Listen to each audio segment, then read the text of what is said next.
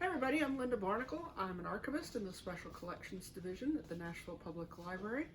We're continuing our work with the Parthenon drawings, and today we're going to talk about how to hydrate fragile and folded items. Sometimes we use a regular household iron to help flatten a drawing, but today we're going to use a method called hydration. And basically what that means is we're going to create a humidification chamber and help the drawing to get damp but not wet, and that will enable us to more easily unfold these fragile areas. You only need a few items to create a hydration chamber. The first thing you need is a plastic tub with a lid. You need a couple of small towels. These are plastic screens that you can get at a hardware store. They're normally used in the ceiling to cover lights, but we've cut them down to size so they'll fit inside our tub. And then you just need a few plastic containers to hold the racks, and we'll show you how to do that in a moment.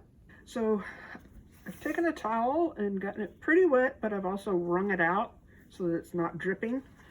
And what I'm going to do is just place it in the bottom of the bin.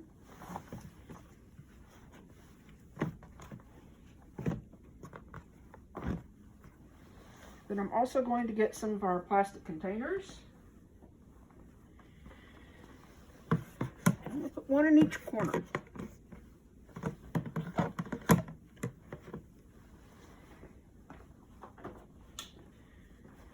So what I'm building here is kind of like a system where we're going to create racks that the drawing lies on.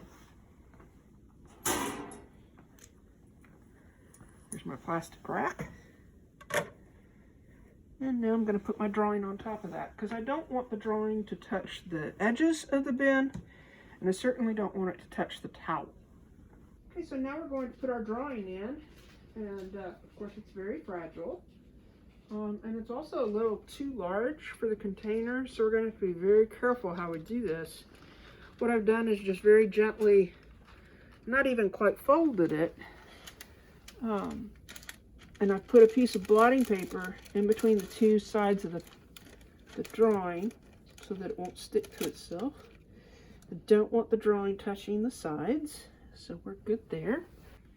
So now all we have to do is just to put the lid on the bin, and it creates a tight seal. You want to be sure it's closed all the way. And we're going to walk away and leave that set, maybe, because it's tissue paper, maybe an hour, hour and a half. That'll help the document to get a little damp, and then from there we can unfold it and flatten it. So it's been about a little over an hour, and because this is tissue paper, it doesn't have to sit in the hydration chamber that long. We're just going to take the lid off, maybe.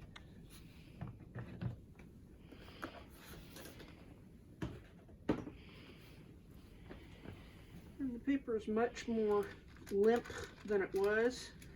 That also means it's still very, very fragile, so I have to handle it with a great deal of care and caution.